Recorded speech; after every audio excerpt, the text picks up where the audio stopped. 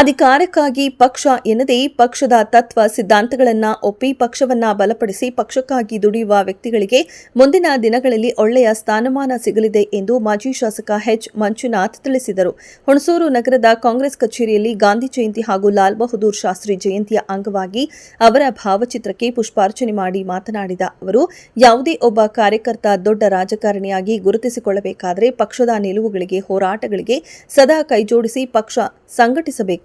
ಅಧಿಕಾರ ಒಂದೇ ಬಾರಿ ಎಲ್ಲರಿಗೂ ಸಿಗುವುದು ಕಷ್ಟ. ಆದರೆ ಪಕ್ಷಕ್ಕಾಗಿ ದುಡಿದವರಿಗೆ ಹಂತ ಹಂತವಾಗಿ ಅಧಿಕಾರ ನೀಡಲಾಗುವುದು ಎಂದರು.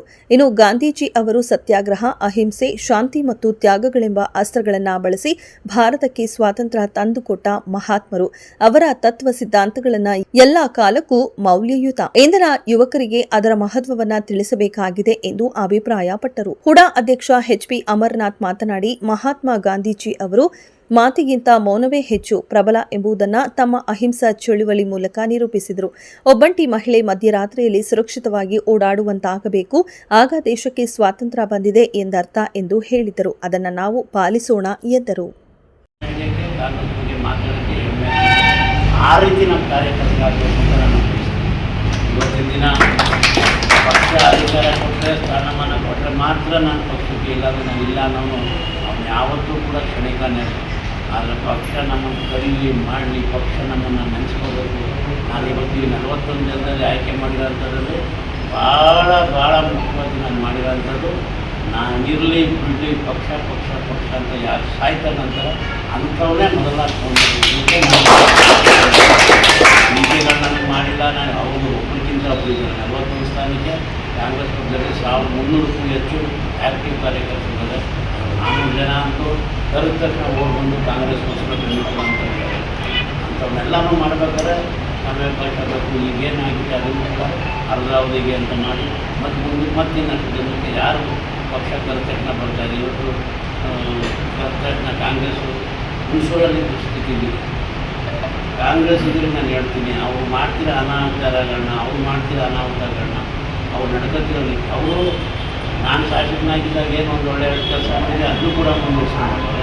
ಇನ್ನು ಜನರ ಕಷ್ಟ ಸುಖದಲ್ಲಿ ಭಾಗಿಯಾಗಿಲ್ಲ. ನೀವು ಅದನ್ನ ಚರ್ಚೆ ಮಾಡಬೇಕು. ನೀವು ಚರ್ಚೆ ಮಾಡಿಲ್ಲ ಅಂದರೆ ಯಾರೂ ಮ್ಯಾಜಿಕ್ ಮಾಡೋಕ್ಕಾಗಲ್ಲ. ಇನ್ನೇ ನಿಮ್ಮ ಕಿವಿ ಮುಖ್ಯತೆ ಏನು ಮಾಡ್ದಂಗ ಅಂತ. ಇವತ್ತು ಕೃಷ್ಣಮೂರ್ತಿ ಗಾಂಧಿ ಜಯಂತಿ 155 ವರ್ಷ ಆಗಿದೆ, ಅವರು 120 ವರ್ಷ ಆಗಿದೆ. ಮತ್ತು ಆದರ್ಶ ದಿನ ಜೊತೆಗೆ ಮಹಾಲಯ ಅಮಾವಾಸ್ಯೆ ಅಂದು ಇವತ್ತು ವಿಶೇಷ ಏನಪ್ಪ ಅಂದರೆ ಗ್ರಹಣ ಬೇರೆ. ಗ್ರಹಣದ ಸೂರ್ಯನ ಗ್ರಹಣ ಅಮಾವಾಸ್ಯೆ ಇದೆ. ಇವತ್ತು ಎಲ್ಲ ಕಟ್ಟಿಬದ್ಧಾಗಿ ಪಕ್ಷನ ಇನ್ನಷ್ಟು ಸಂಘಟಿತವಾಗಿದೆ. ಪಕ್ಷದ ಮತದಾರರು ಎಲ್ಲೂ ಚದುರೋದಿಲ್ಲ. ನಮ್ಮ ಮುಖಂಡರು ನಮಗೆ ಮೋಸ ಮಾಡೋದಂಥ ಒಂದು ದೊಡ್ಡ ಪಟ್ಟಿನೇ ಇದೆ. ಎಲ್ಲ ಈಗ ಹೊರಗಡೆ ಬರ್ತಾ ಇದೆ. ಏನು MDCC ಬ್ಯಾಂಕ್ ಮತ್ತು ಸೊಸೈಟಿಯಿಂದ ಲೋನ್ ಕೊಡಿಸಿ ಯಥೇಚ್ಛವಾಗಿ ಮಹಿಳಾ ಸಂಘಗಳಿಗೆಲ್ಲ ಕೋಟಿ ಈ ಕ್ಯಾಟ್ಗಳಿಗೆ 1,60,00,000 ರೂಪಾಯಿ ದುಡ್ಡು ಕೊಟ್ಟರು. ಬರೀ ಮಹಿಳಾ ಸಂಘ 10 ಜನ, 11 ಜನ, 12 ಜನ, 14 ಜನ ಇರೋಂಥ ಸಂಘದವರಿಗೆ 10 ಲಕ್ಷ, 12 ಲಕ್ಷ, 50 ಫ್ರೀ ಈ ಥರ ಸಂಘಟನೆಗಳು ಎಲ್ಲ ಒಂದು ಸೊಸೈಟಿ ಸ್ಟ್ರೆಂತ್.